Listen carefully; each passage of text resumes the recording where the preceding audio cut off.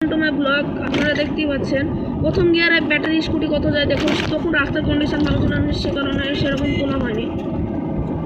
প্রথম গিয়ারে দুজনে আছি 36, প্রায় 36-এ যাচ্ছে, মানে প্রায় এক দুয়ের কম বেশি। তারপর দ্বিতীয় গিয়ার দেওয়া যাক। দ্বিতীয় গিয়ারে আপনার যাচ্ছে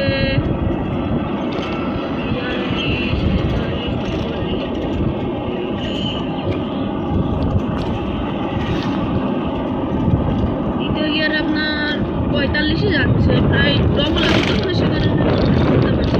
দ্বিতীয় গিয়ারে যাচ্ছে আপনার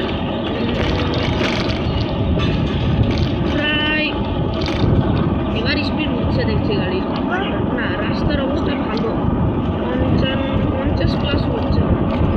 রাস্তার কন্ডিশন ভালো না থাকলে যা হবে, রাস্তা খারাপ, রাস্তা 50-এ টিকে আছে, মানে এ ওভারটেক করতে পারছে না, 50 হয়ে গেছে দেখছি।